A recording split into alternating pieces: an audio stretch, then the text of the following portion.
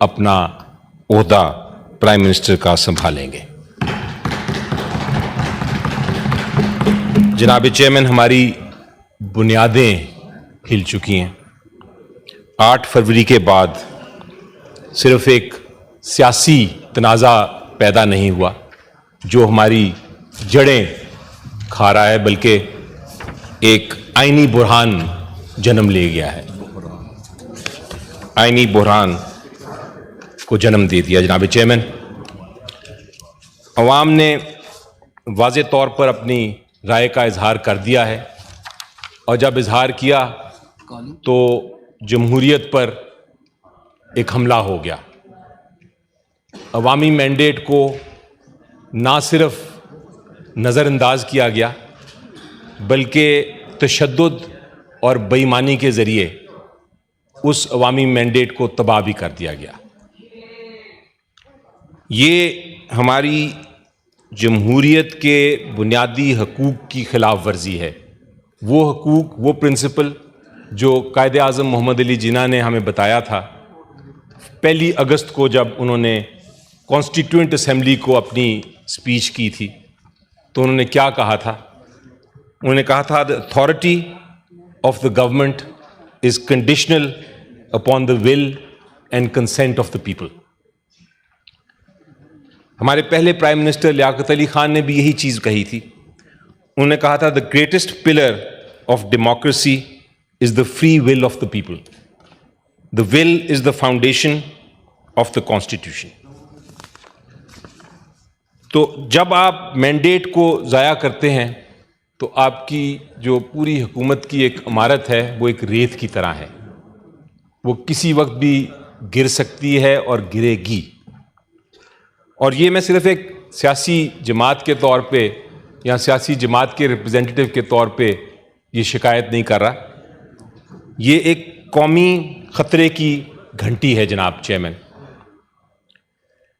जब आप अवाम की मर्जी को कुचलेंगे तो जो भी हुकूमत आएगी, जो बिठाई जाएगी, उनके पास ना तो सियासी कोई जवाज़ है, ना उनके पास कोई, जनाब चेयरमैन अगर आप जी, ना कोई कौमी, ना कोई कानूनी जुर्रत है और ना ही इखलाकी अथॉरिटी। अली ज़फ़र साहब जो ये लेक्चर फरमा रहे हैं, इसकी अब क्या रेलेवेंस क्या है? ये किस तराजर में है?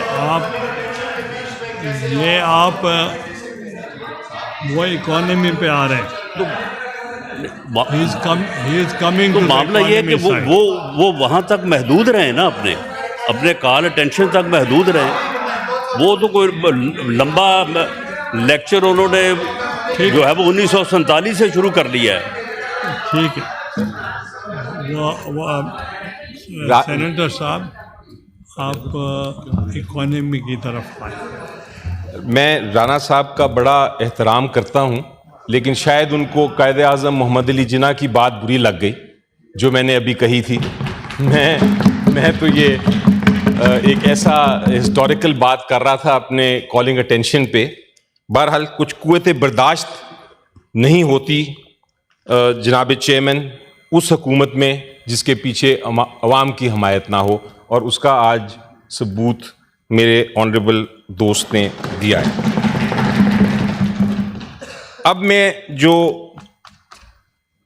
जब बात करता हूं कि ये पॉलिसी और गवर्नेंस की, तो एक बड़ी दर्दनाक मसले की तरफ, एक बड़े सीरियस बहरान की तरफ मेरी नज़र जाती है जनाब, और वो है आम शहरी की मुआशी कत्ल।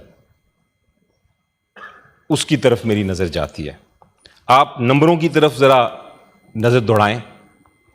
इन्फ्लेशन, जिसको महंगाई कहते हैं, वो महज एक स्टेटिस्टिक नहीं, एक अदद नहीं।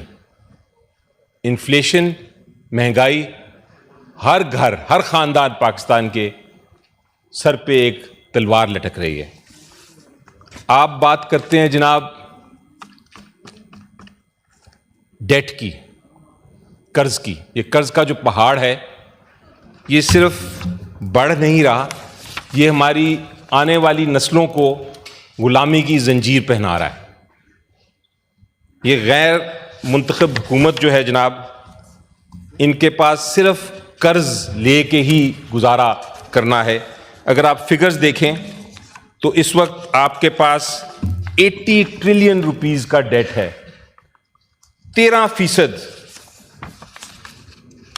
13% जो है वो इस साल और बढ़ गया है, और एस्टिमेट ये है कि 15% ये मजीद बढ़ता जाएगा।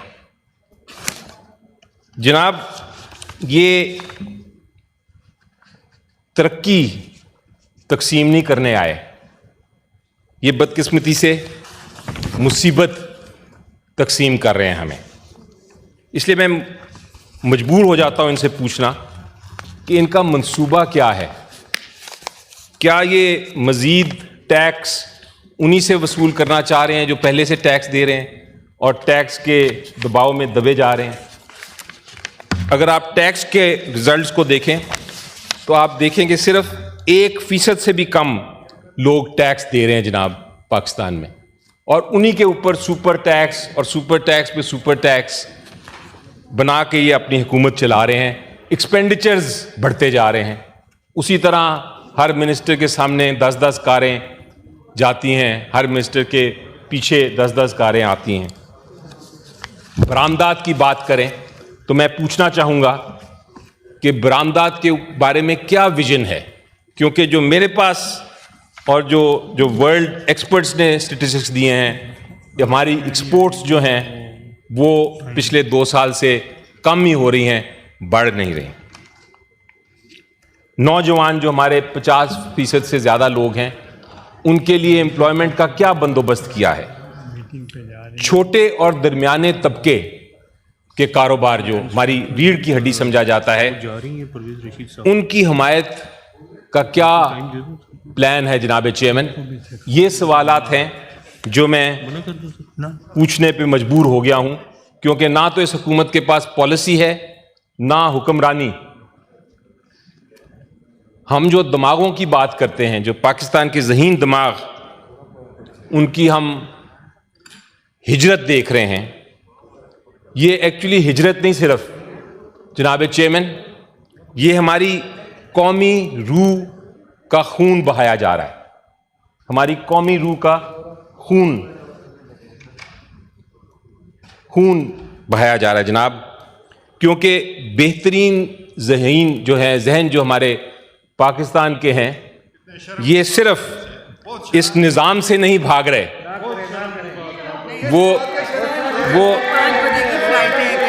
वो सिर्फ इस निज़ाम से नहीं भाग रहे जनाब, वो इस उम्मीद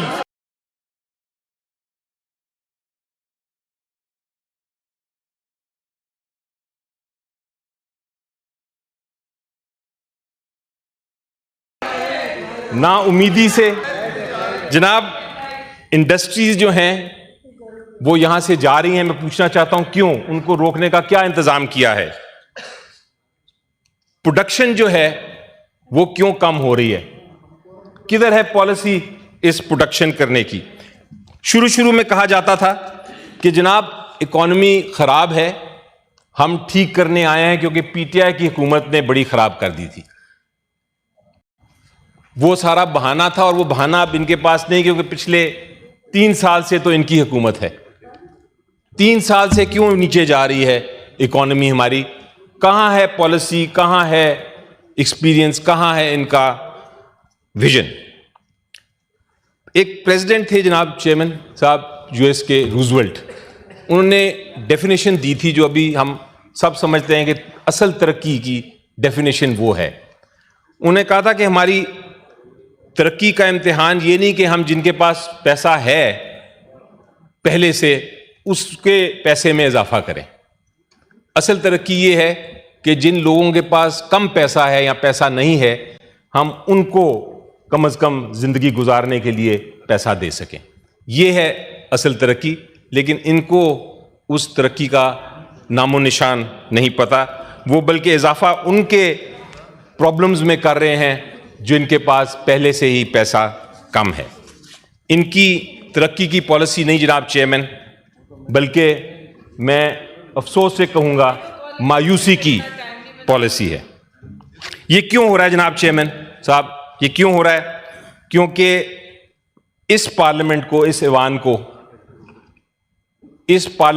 ऐवान को बिल्कुल बेमायने कर दिया गया है। ना तो हमारे पास मईशत की, ना सलामती की, ना खारजा पॉलिसी की कोई भी मामला हमारे पास लेके आया जाता है, बल्कि फैसले ड्राइंग रूम में हो जाते हैं और जाके साइन कर दिए जाते हैं मुआहदे, जो कि हमें फ्यूचर को, हमारे मुस्तकबिल को एक तरह से बाइंड कर देंगे। जनाब, this is a betrayal of the constitutional concept of civilian supremacy. इसके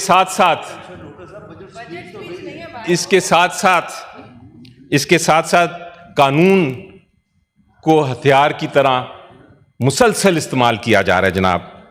मुकदमे फाइल नहीं हो रहे, मुकदमे बनाए जा रहे हैं, मैन्युफैक्चर हो रहे हैं। और कोर्ट का केस खुद एक सजा बन गई है।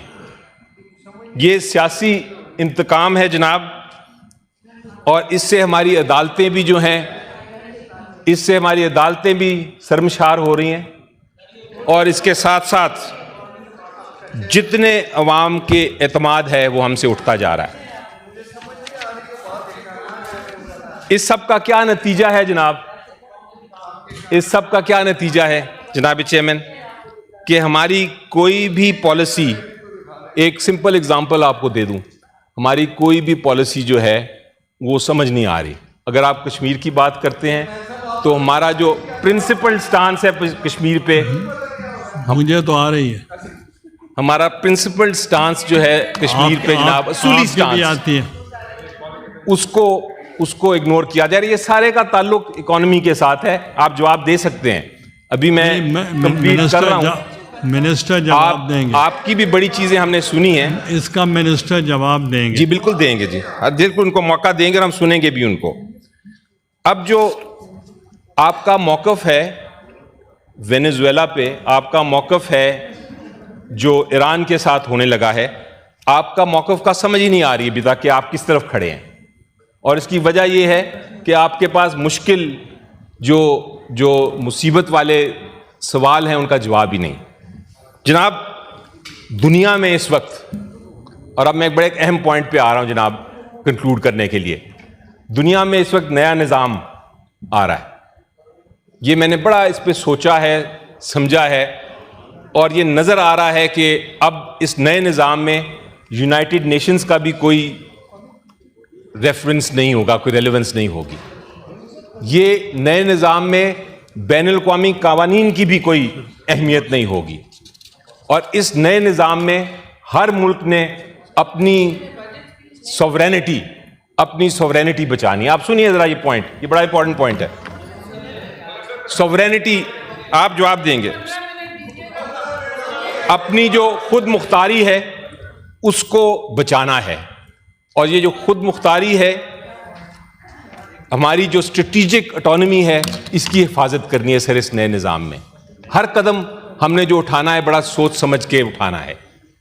पार्लियामेंट की हिकमत की ज़रूरत पड़ेगी हुकूमत को हर कदम पे। ये पार्लियामेंट की हिकमत के बगैर नहीं आगे चल सकते। लेकिन उसके साथ साथ इस नई आलमी निज़ाम में आपको बहुत ज़रूरत है सर, दानिश के साथ साथ, कि आपको पब्लिक हमायत हो, आपको कौम की हमायत हो। और मैं आज आपको बता दूं कि कौम की हमायत के बगैर आप कोई कदम नहीं उठा सकेंगे।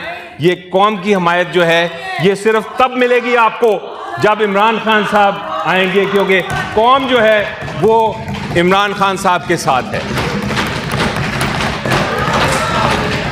जनाब, मैं जानता हूं आप क्या सोच रहे होंगे। आप शायद ये सोच रहे हैं कि ये तो ऑपोजिशन का एक लीडर है और इसने तनकीद ही तनकीद करनी है। लेकिन मैं इनको बता दूं कि हम सिर्फ ऑपोजिशन नहीं, हम एक मुताबिल हैं, हम एक ऑल्टरनेट गवर्नमेंट हैं। और हमारे पास सारे economic measures and economic policies हमारे पास मौजूद हैं।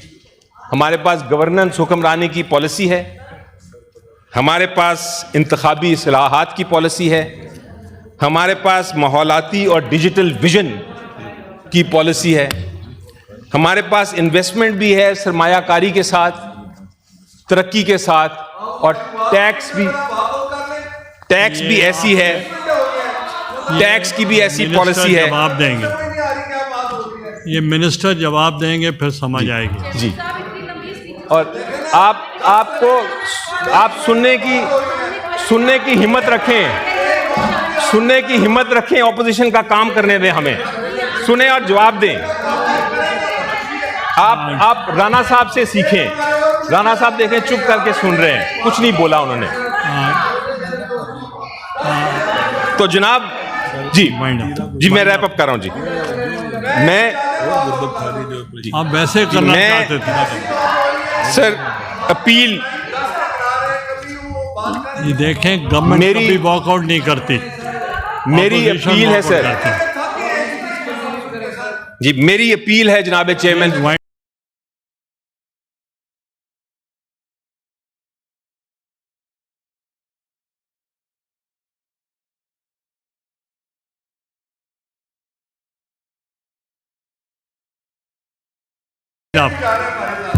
जी मैं वाइंडिंग अप जी, मेरी एक अपील है वेट करें। और नंबर 2, जो इंस्टीट्यूशनल ओवररीच की बात मैंने की, जो अदारों के हद से ज्यादा जो मुदाखलत की बात की, उसके ऊपर तहकीकात करें।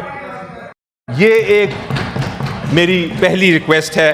और दूसरी रिक्वेस्ट मेरी ऐवान से, अगर आप सुन लें मेरी बात एक सेकंड के लिए प्लीज वाइंड अप। मेरी ऐवान से रिक्वेस्ट है कि आज रेजोल्यूशन पास करें सर। रिक्वेस्ट मेरी ऐवान से, अगर आप सुन लें मेरी बात एक सेकंड के लिए प्लीज वाइंड अप। मेरी ऐवान से रिक्वेस्ट है कि आज रेजोल्यूशन पास करें सर, कि इस हुकूमत की जो पॉलिसी सिर्फ गरीबों की खिलाफ है, उसको और उन पे बोझ डाल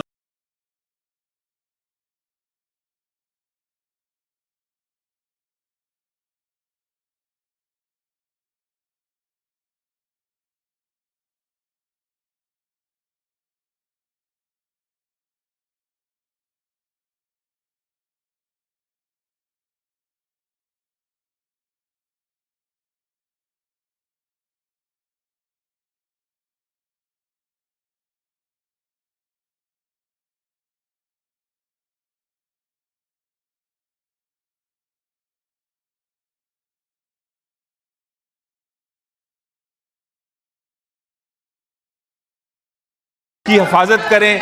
आप अपना रोल अदा करें इस मुश्किल वक्त में। इस मुश्किल वक्त में आप अपना रोल अदा करें। हम आपकी इसमें मिनिस्टर साहब अपने मिनिस्टर। शुक्रिया जनाब चेयरमैन।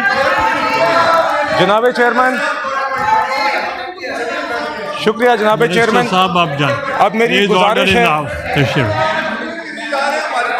प्लीज। बट साहब शुक्रिया जनाब चेयरमैन। जनाब चेयरमैन, मेरी अब गुजारिश है कि जिस तरह कॉलिंग अटेंशन को इस्तेमाल करके यहाँ पे एक बजट की तकरीर की गई, तो अब तहम्मुल से उसी तरह मेरी गुजारिश है कि ऑपोजिशन इसका जवाब भी